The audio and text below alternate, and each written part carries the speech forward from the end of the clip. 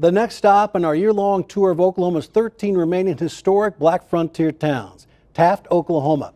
Located in Muskogee County, Taft has historical ties to the tribes in the area and once produced a millionaire not yet in her teens.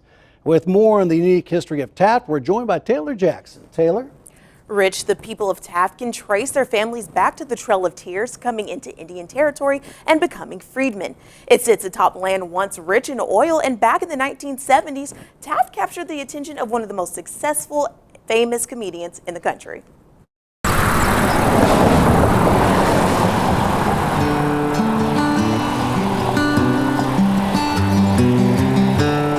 The richest colored girl in the world. She lived here, I don't know, as a child, not as an adult. 11-year-old Sarah Rector became known as the youngest Black millionaire due to part allotment and part luck. Rector and each member of her family were given land through the Freedmen allotment in the area, which would become known as Taft. Sarah's father leased her land to an oil company. The land was a gusher for the company, and the Rector's life changed from there. Rector and her family eventually moved to Kansas, where she spent the rest of her life. Sarah died in 1967 and is buried in Taft, which originally wasn't called Taft, but Twine. It was named in honor of William H. Twine, a lawyer and former resident, but the town was later renamed Taft in 1904 after President William Howard Taft.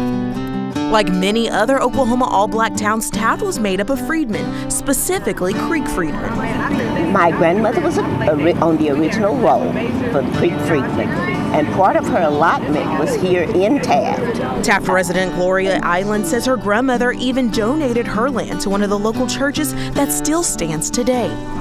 Oh, just that she talks about the time when they did the enrollment, and she was one of 13 children. So when they came in to sign them up, I think she was about 12 or 13 years old. Many of the residents of Taft had close ties to the Muskogee Creek and Seminole tribes. But by the time they were relocated in early 1800s, they had assimilated to a lot of the southern life from where they were from, Mississippi, Alabama, and so forth. And so they brought their slaves with them. Those slaves became freedmen, and after the Civil War, new treaties between the 5 tribes and the U.S. were created, leading to the Cherokee, Chickasaw, Muskogee Creek, and Seminole to abolish slavery within their nations.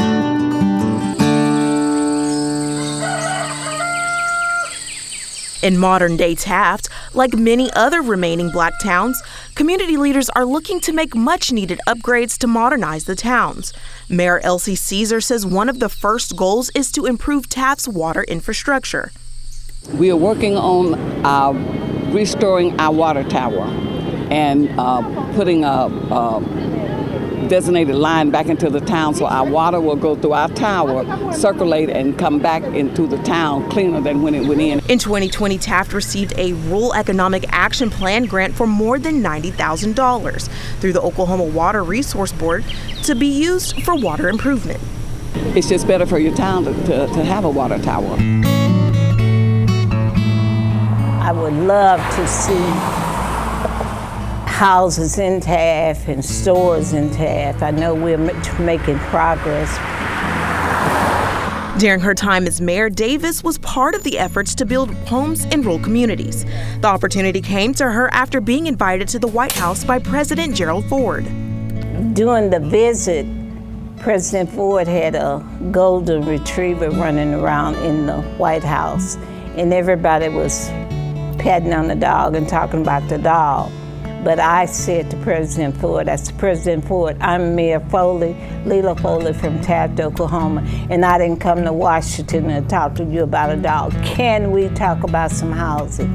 And he said, yeah. The conversation proved to be successful. And then with 3 months' time, we had a visit from a young man, Henry Reese, from the HUD office in Atlanta, Georgia, who came here, and that's how we got the 24 rural rental housing up under the Ford administration. Davis also thinks putting a school in the town would attract newcomers as well. She says at one point the town had a school. In this building, which is not this building, but a building that was here was where I went to school at. Davis says it was a full house at Moton School. We had a lot of kids because we had the children that lived at the DB which was an orphanage home, which is called the Deaf, Blind, and Orphan Home.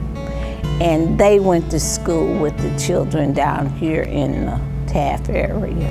The school was kindergarten or pre-primer, as we called it, to 12th grade, all in one building. But the school eventually closed during her first term. By no means it was in my vision to see the schools close.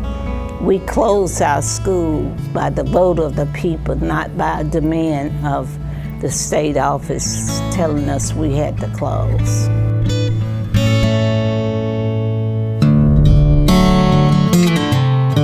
Taft has been home to numerous schools and state-run facilities. In 1906, the Hawashi Institute was founded as an Indian mission school. That same facility became the Deaf, Blind, and Orphan Institute from 1909 to 1961. In the 80s, the facility became the Dr. Eddie Warrior Correctional Center. Davis was first elected as mayor of Taft in 1973 and is recognized as the nation's first elected African-American woman mayor. In 1974, Davis was named the state's Outstanding Woman of the Year and met President Gerald Ford and Jimmy Carter. She also met the famous comedian Red Fox, the star of Sanford and Sons, and that did not turn out well. And do you know there are 2 adults in my living room that nobody wants? Red Fox was a nightmare for me and Taft. Following the lead of Sammy Davis Jr., who had donated money to the city of Langston, Fox adopted Taft and promised to help the city financially. Davis and Fox's relationship took a turn following a ceremonial check presentation. He wrote us a $10,000 check, but within seconds after I sit down off of the podium, he asked me before I went up there to receive it and to receive it from him, to give this check back to him. Davis says this created unwanted rumors. But it wasn't known that I had given the check back to him, and I had just built a new den onto my house, and the lies spread like flies that Leela Foley had stole the $10,000 check that Red Fox had given to her. So where did the money go? She found out once a reporter did some digging. Davis says they found out that the money donated to the town was being cashed at a bank in California. I get too emotional up over this because I went through hell and high water because of Red Fox, and that's why my career started to tumble down, because the people was believing that I had stole $10,000 from the town. The town eventually severed ties with Fox, and Davis was reelected as mayor in the 2000s. At one point in time, this entire street was filled with businesses and people, but that all began to change when Highway 16 was built. There were a few more amenities then, at least a grocery store, car wash, and a gas station. The town even had 2 newspapers, the Enterprise and the Tribune, in the early 1900s. Oh, we were a booming town. We had a big school. We had grocery stores. We had one, I wasn't here when the bank was here, but we had lumber yards. We had a cotton gin, several grocery stores, a nightclub. According to the Oklahoma Historical Society, Taft reached its peak population of 772 in the 1940s. The town saw a decline in the 1960s, but regained numbers in the 70s with a population of 525. Today, Taft is home to less than 200 people. It was really a big family.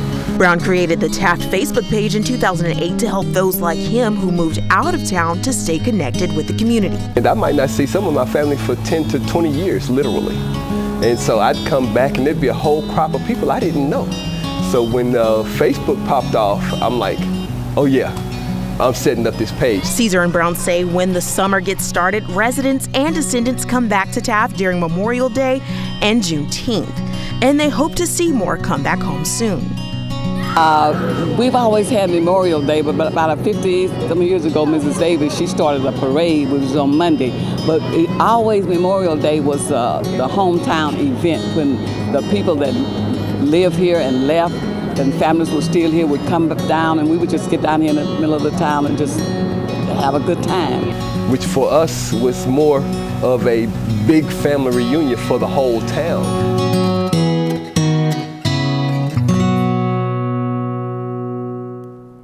Taft residents are already looking forward to next year's celebration. Our next installment of the Black Frontier Towns will take us to Brooksville in Pottawatomie County. Joel Filomeno will have that report coming up in the first week of September.